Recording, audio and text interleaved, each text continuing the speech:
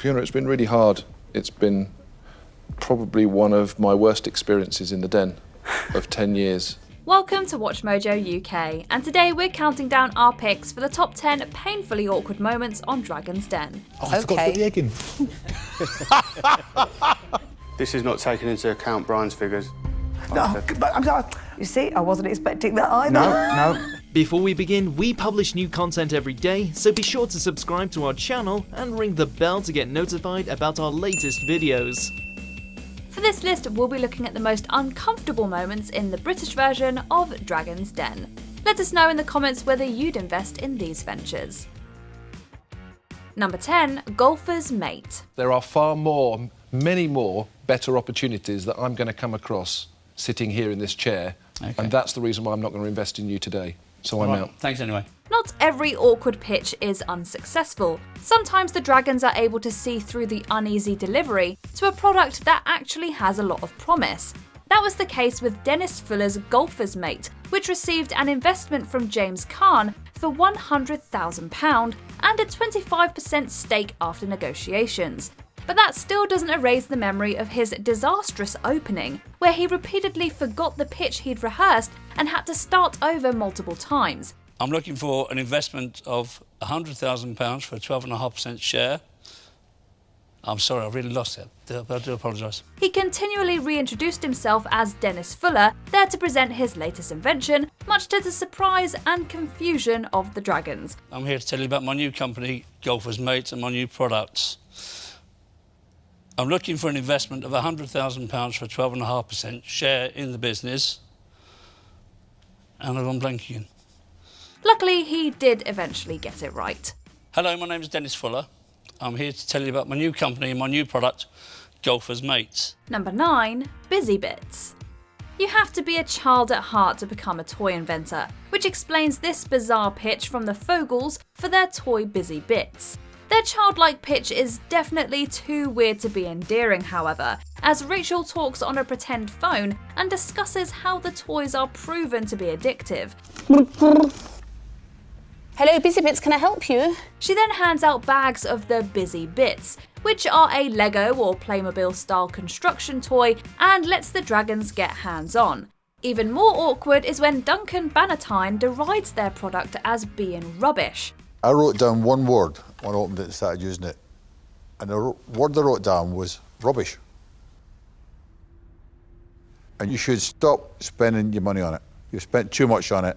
The Fogels left without an investor, but the joke is on the Dragons. The product found some success after appearing on the show. It's complete and utter rubbish. Number 8, Mara Seaweed. Hello, I'm Fiona Houston from Mara Seaweed, and this is Rory McPhee, my seaweed hunter.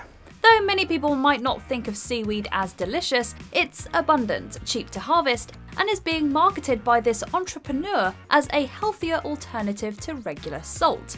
But no matter how good a product is, a clueless businesswoman won't get far in the den. We made £200,000 in the last 6 months. Great, so you made £200,000 net profit in the last 6 months? No, turnover. The company's founder, Fiona Houston, shocks the Dragons with her shoddy maths, claiming that though her company is supposedly worth £3 million, she hasn't yet turned a profit. On top of that, she seems incapable of telling Peter Jones either what her gross profit is or what gross profit is at all. Yeah. What was your gross profit? We expect to break even by Q4. No, you need to answer the question. I haven't made. We are. You don't make any gross profit? Not yet, no. Do you know what gross profit is? If there's one thing the Dragons can't stand, it's someone who doesn't understand their own business. You do realise in business that the idea is that you try and keep your cost of sale below the price that you sell a product for, don't you? Number 7, Shuck. Jill Parkinson came into the den with an exceptionally niche product, a portable shower head holder. For people who love to shower but end up staying in hotels that only have baths. As Peter Jones points out, showerheads only exist in hotels without showerhead holders so that people can wash their hair while in the bath. It's not actually a design oversight on the part of the hoteliers. There are 3.2 million people in this country who go to Greece every year for a start. And what's wrong with Greece? None of the Dragons can really see a market for Jill's Shuck. especially considering average Brits don't travel to destinations like Greece often enough to need to invest in an annoying piece of plastic. Yeah, I think you're focusing far too much on the holiday and travel market and not seeing the bigger picture here, Peter. As I say, Greece is... Hold on, Jill. Jill, that's what you started off your presentation with. Unsurprisingly, Jill leaves the den without the £120,000 she wants.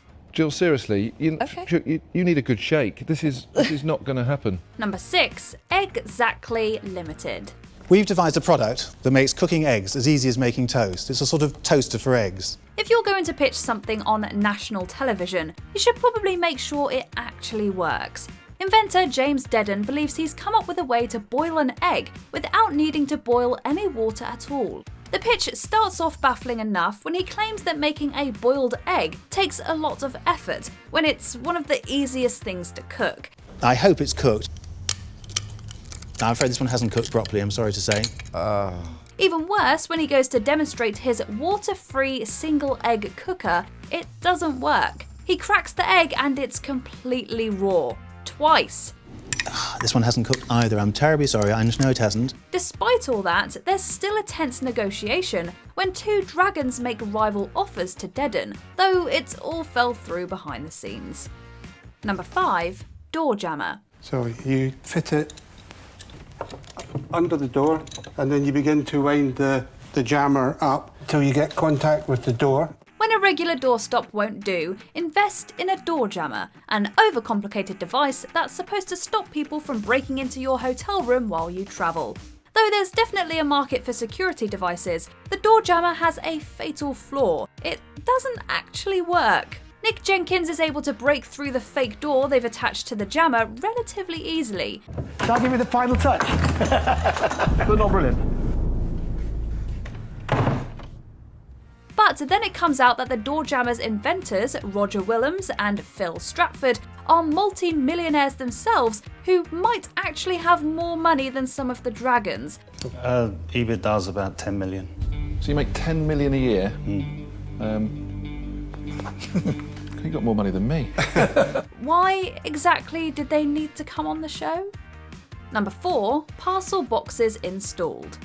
In this case, 3 heads definitely weren't better than one. These bumbling businessmen each had a finger in a different pie of the business, which confused the dragons more than inspired them to make an investment. Can I just say something slightly? So up to now, we've been 2 separate companies. Darren's company has sold 68 units, but my company's sold about 500 in UK and Europe. Not only were the dragons unimpressed with the trio, but also the product itself, which they said looked more like a filing cabinet than a postbox, and which no one in their right mind would put outside of their house. People would have that in the garden. Yeah. It would look like a filing cabinet in your garden though, wouldn't it? Peter Jones thinks that it's a pointless product that only a very small number of people would actually want, and that's before they get to the bizarre way the equity is divided. Sorry, I'm sorry, I've got to stop, this is a shambles. Are you seriously expecting us to sit here and add all of your numbers together so we can work out for you whether or not you've got a business that might possibly work joint? Number 3, Pro Gains. It's not trademarked, is it? Well, no, that's what I've been sent to. It from my is an accountant. examination and acceptance of a trademark application for publication. Do not, please don't look me in the eye and tell me you thought for 1 second that was a trademark. I'll be honest with you, I didn't even look at it. On the face of it, a healthy nutritional meal delivery service is a good product with a large market, but not if you're rude to the people you want to give you a large sum of money. That was the mistake Marco Hadjikypri made, quickly earning him a reputation as one of the most arrogant people to ever enter the den. You've just told us the business is worth $1 million. Correct. So you're going to change your ask? No. The dragons ultimately sent this self-proclaimed control freak on his way, and in the years since, he rejected an astonishing £90 million offer. Later, the British tabloids caught up with Marco and found that his £1 billion company was worth nothing, and he had to sell his house and car to keep it running. But I'm not going to change the valuation, and I want you to invest in that price. Have you ever met someone who's got that ambitious that he wants to be free from life and be a billionaire? Number 2, Evolution Solutions. The investment we're looking for is £150,000 for 20%. The one rule you have to follow in Dragon's Den is that you shouldn't get on their bad side. All the show's hopeful entrepreneurs are there because they need the dragon's help. We employ women tradespeople.